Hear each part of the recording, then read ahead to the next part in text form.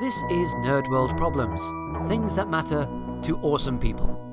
Terror of the Vervoids now, or the one with the monsters that look like two different types of genitalia at the same time.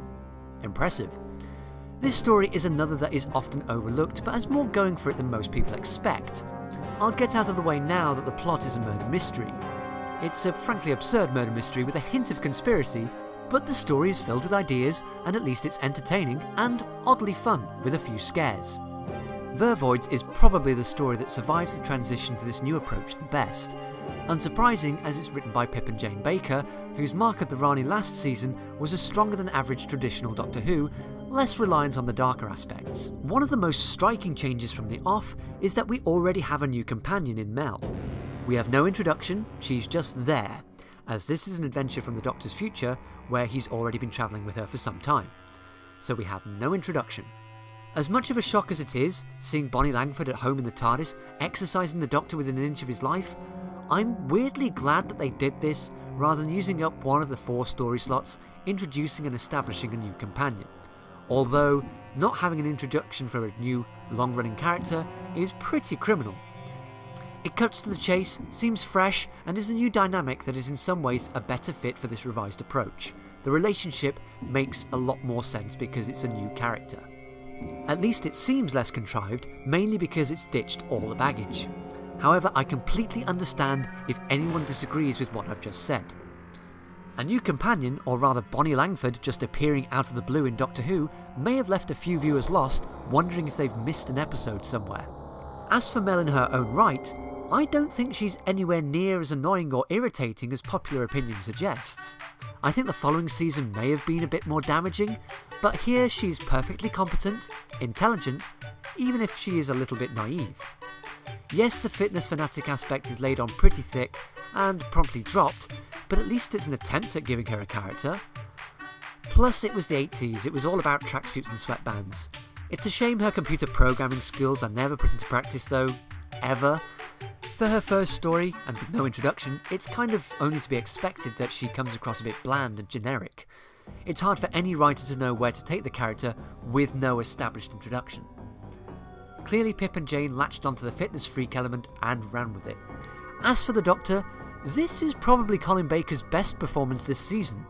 At least it's reliable, he's not possessed or mental or anything. He's witty, charming and warm, rather than erratic and unconscious. This is consistent throughout, and whilst not as edgy as the original direction, does show that there's some mileage in this new characterisation. The vision for this character is back on track, and is a testament to Colin Baker's acting ability to, rather than change the character, just show another side to him. The Vervoids themselves are strong in concept, not so much in execution or design. We have seen carnivorous plants before with the crinoids, and the Vervoids are fairly similar in principle, only they are genetically engineered and a lot more phallic. The crinoids clearly get the top spot for best designed Doctor Who plant monster, although there are some clever design choices such as the bud-shaped hands on the Vervoids. Their method of killing people with their sting is pretty effective, as is disposing of the bodies on the compost heap. The revelation of the scientist is probably one of the best moments of the year and one of the best scares and reveals, although it's pretty pointless and is never referred to again.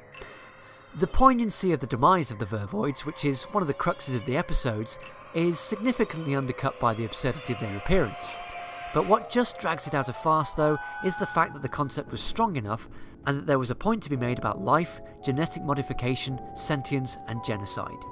The rest of the story is a rather muddled whodunit, which seems like an inferior Robots of Death, without the robots, and great big walking plant penises instead. But Robots of Death is a good story, although a really crummy whodunit. So if you're going to try and capitalise on the success of a past Doctor Who, Robots of Death is as good a place as any to start. It's a tried and tested formula, and a type of story that we don't see very often. Plus, this story is technically a base under siege adventure, again not really seen for quite a while. So this is another traditional-ish Doctor Who, which rather than competing with big-budget sci-fi, focuses on what Doctor Who has always done best. Big ideas and metaphors, twists on classic genres, and some really good characterisation, and some extra good moments peppered in for good measure. Not groundbreaking, but surprisingly solid. I hope you've enjoyed this episode-by-episode analysis of the Sixth Doctor. Please let me know your thoughts about the character in the comment section below, and if you want to see more videos like this. In the meantime, please check out my blog, Nerd World Problems, at drtripod.wordpress.com, where you can find typed up versions of each of these episodes.